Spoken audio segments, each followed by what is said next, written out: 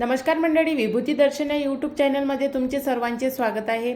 आज 21 ऑक्टोबर आणि नवरात्रीचा 7वा दिवस। आज 7वी माळ आहे।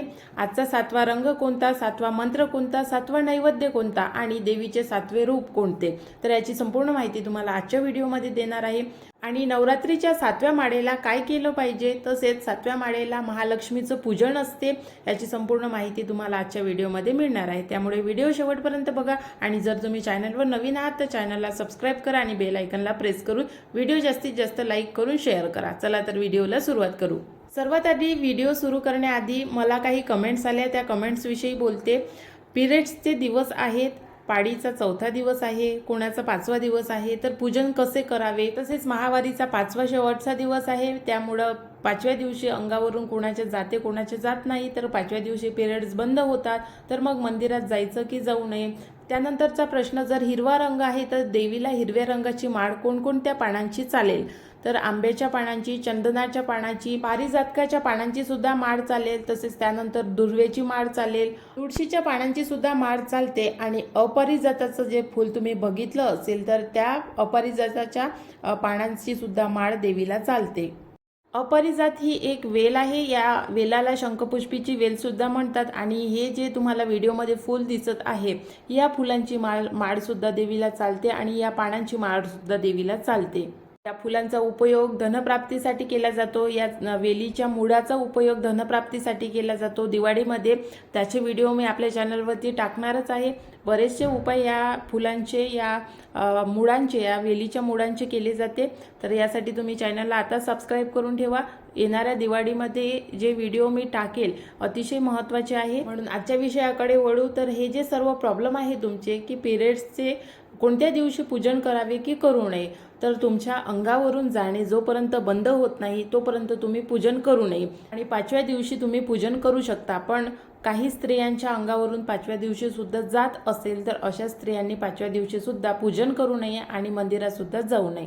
ज्याप्रमाणे सृष्टीचे नियम आहेत त्याप्रमाणे ते नियम माणसाला सुद्धा लागू होतात आणि म्हणून त्या नियमांचं उल्लंघन करू नये, म्हणून पाडीच्या दरम्यान पूजन करू नये।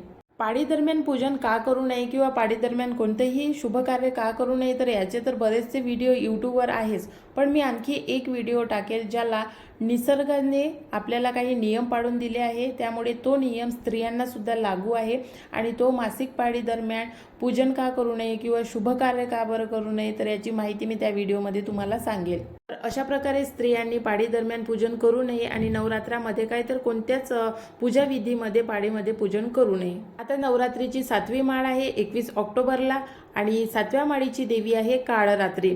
काळरात्री ही देवी रंगाने काळी आहे। अश्विन महिन्याच्या शुक्ल पक्षातील सप्तमी तिथीला काळरात्री या देवीचा दिवस असतो आणि ही माळ 7वी असते, त्यामुळे या काळरात्री देवीची पूजा नवरात्राच्या 7व्या दिवशी केली जाते। नवदुर्गेचं हे 7वं रूप आहे। काळरात्री देवीच्या शरीराचा रंग हा अंधाराप्रमाणे काळा आहे, डोक्यावरील केस विखुरलेले आहे आणि गळ्यात चमकणारी माळ आहे, म्हणून या देवीला काळरात्री म्हणतात। देवीच्या श्वासातून अग्नीच्या ज्वाला निघतात आणि देवीची जीभ बाहेर आहे। तसेच या देवीचे चतुर्भुज आहे आणि देवीचं वाहन गाढव आहे। उजव्या हातात एका हातात अभय आणि सूर्याची वरमुद्रा आहे आणि डाव्या हातात लोखंडाचा काटा व दुसऱ्या हातात तलवार आहे। देवीचे हे स्वरूप अतिशय उग्र असून देवी भक्तांच्या कल्याणासाठी अतिशय महत्त्वाची आहे, कारण जर कोणाला संकटातून बाहेर पडायचं असेल तर फक्त काळरात्री देवी तुम्हाला संकटातून बाहेर काढू शकते। शनीचा जर प्रभाव असेल तर शनीच्या प्रभावासाठी देवी काळरात्रीचं पूजन केलं जाते, म्हणून या दिवशी शनिदेवाचे जर तुम्हाला काही त्रास असेल तर या त्रासातून मुक्तीसाठी नवरात्रीच्या 7व्या दिवशी तुम्ही काळरात्री या देवीचे पूजन करावे। काळरात्री देवीला काली मातेचे स्वरूप मानले जाते आणि पार्वती देवीपासून काली मातेची उत्पत्ती झाल्याचे सांगितले जाते। तिन्ही सांजेनंतर देवीचे पूजन करण्याचे विधान आहे, म्हणजेच काळरात्री देवीचे पूजन हे अंधारात केले जाते, रात्रीच्या वेळी केले जाते। त्यामुळे काळरात्री या देवीचं पूजन रात्रीच्या वेळी करायचं आहे। मग पूजन कसं करायचं आहे, पूजनाची काय पद्धत आहे, तर पूजनाची जी पद्धत तुम्हाला मागच्या व्हिडिओमध्ये सांगितली आहे तीच पद्धत आहे। जर तुम्ही घट बसवला नसेल तर मग काळरात्री देवीचा फोटो किंवा मूर्ती असेल तर त्याचा अभिषेक करून घ्यावा आणि जशी आपण पूजा मांडतो देवीची त्याचप्रमाणे ही पूजा मांडावी। मात्र पूजन आपण सकाळी करून घ्यावं आणि काळरात्री या देवीसाठी आरती, मंत्र, नैवेद्य हा रात्रीच्या वेळी करावा, कारण रात्रीच्या वेळी सुद्धा आपण पूजा विधी करतच असतो। पण जसे देवीची आरती, मंत्र आणि नैवेद्य हा आपण देवीला सकाळी दाखवतो, तर काळ रात्री या देवीला तो रात्रीच्या वेळी दाखवायचा आहे. आणि काळ रात्री देवीचा प्रिय रंग हा करड्या रंग ग्रे कलर आहे, ज्याला राखाडी रंग म्हणतो. या रंगाचे कपडे घालून या दिवशी पूजन करायचं आहे. त्यासोबतच या दिवशी कोणती माळ अर्पण करावी, कारण राखाडी रंगाचे फुलं नाही आहे, त्यामुळे मग पांढऱ्या रंगाची आणि झेंडूची माळ या दिवशी देवीला अर्पण करावी. आता ही संपूर्ण पूजा विधी आपल्याला सकाळी करून घ्यायची आहे, मात्र संध्याकाळी आपल्याला देवीची आरती, देवीचा मंत्र, देवीला नैवेद्य ही जे बाकीची विधी आहे ते संध्याकाळच्या वेळी म्हणजे रात्रीच्या वेळी करायची आहे. काळरात्री देवीचं स्वरूप हे अर्धनारेश्वर स्वरूप आहे, जे शिवाच्या तांडव अवस्थेत आहे. आणि या देवीला नैवेद्य कोणता दाखवायचा आहे, तर सप्तमीच्या म्हणजे नवरात्रीच्या 7व्या दिवशी देवीला मांसाहाराचा नैवेद्य दाखवला जातो. प्रत्येक ठिकाणी वेगवेगळी प्रथा आहे. काही भागांमध्ये देवीला साधा पूर्णावरणाचा नैवेद्य दाखवतात, तर सप्तमीच्या 7व्या दिवशी देवीला मांसाहाराचा नैवेद्य बऱ्याच ठिकाणी दाखवतात आणि आजही तो दाखवला जातो. म्हणून नवरात्रीच्या 7व्या दिवशी हा काळरात्रीचा दिवस आहे, त्यामुळे काळरात्रीचं देवीचं जे स्वरूप आहे ते आपण बघितलंच आहे. आणि त्या स्वरूपावरून आपल्याला समजते की या देवीला कोणतं नैवेद्य लागेल. तर या देवीला मांसाहाराचा आणि रक्ताचा नैवेद्य दाखवला जातो, कारण ही देवी अतिशय शक्तिशाली देवी आहे. आणि ज्या भक्तांनी या देवीची उपासना करून या देवीला जर सिद्ध केलं असेल, तर ही देवी आपल्या भक्तासाठी कुणाचीही बली घेऊ शकते. म्हणून नवरात्रीच्या 7व्या दिवशी देवीला मांसाहाराचा नैवेद्य दाखवला जातो. प्रत्येक भागामध्ये ही नैवेद्य दाखवण्याची प्रथा वेगळी असेल, पण काही भागांमध्ये देवीला अजूनही मांसाहाराचा नैवेद्य दाखवला जातो. तुम्ही ज्या भागातून हा व्हिडिओ बघत आहात त्या लोकांनी कमेंट्समध्ये नक्की सांगा की तुमच्या इकडे कोणत्या देवीला कोणता नैवेद्य दाखवला जातो. आम्ही विदर्भातील लोक आहोत, तर आमच्याकडे सुद्धा देवीला विदर्भामध्ये काही जिल्हे आहेत, त्या जिल्ह्यांमध्ये वेगवेगळ्या देवीला वेगवेगळा नैवेद्य दाखवला जातो. आणि तुम्ही कुठून हा व्हिडिओ बघत आहे आणि तुमच्या इकडे देवीला कोणता नैवेद्य दाखवला जातो, तर ते मला कमेंट्स करून नक्की सांगा.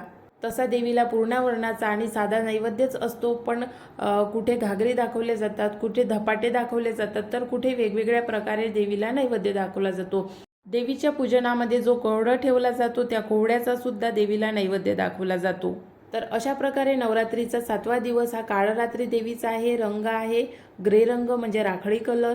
मंत्र तुम्हाला पुढे सांगणारच आहे. पूजाविधी तुम्हाला माहीत आहे, कारण तुम्ही जर माझे जुने व्हिडिओ बघितले असेल आधीचे नवरात्रीचे, तर त्या व्हिडिओमध्ये मी माहिती दिलेली आहे. तर या दिवशी देवीला माळ कोणती व्हायची आहे, तर माळ ही पांढऱ्या रंगाच्या फुलांची आणि झेंडूच्या फुलांची व्हायची आहे.